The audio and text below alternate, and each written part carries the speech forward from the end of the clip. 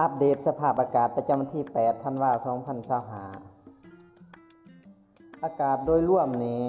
จะหนาวเย็นในตอนเที่ยงคืนหาเช้าในทั่วทุกภาคของประเทศลาว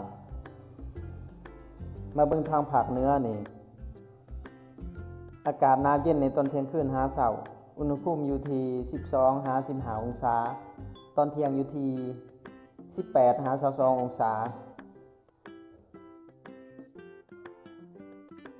แล้วก็ถ้าภาคตะวันออกของภาคเหนือนี่จะหนาวเย็นกว่าภาคตะวันตกเนาะ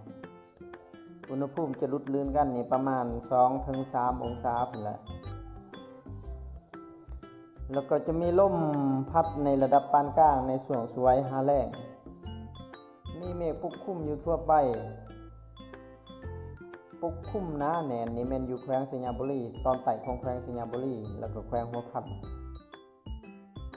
มาเบิ่งทางภาคกลาง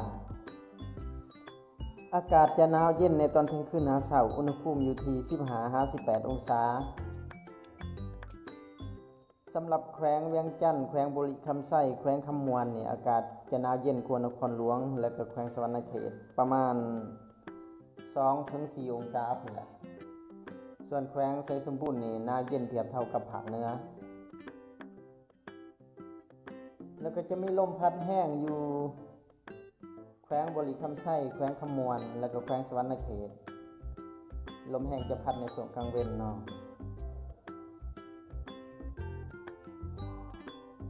แล้วก็จะมีฝนตกในระดับค่อยๆในเหลียบชายแดนลาวเวียดนาม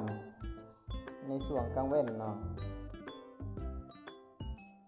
แล้วก็ฝนตกค่อยๆในช่วงเช้ามืดหาสวยนี่อยู่แขวงเวียงจันทน์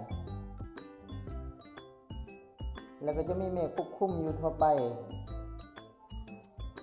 ปกหน้าแน่นนี่แม่นอยู่แขวงเวียงจันทน์ในช่วงเช้ามืดหาสวยมาเบิ่งทางภาคใต้เนาะอากาศจะหนาวเย็นในตอนเที่ยงคืนหาเช้าอุณหภูมิอยู่ที่ 16-18 องศาสำหรับเขตปากซองกะลึมดักจึ้งนี่จะหนาวเย็นตึมอีกอุณหภูมิอยู่ที่ 12-14 องศาในตอนเที่ยงคืนหาเช้า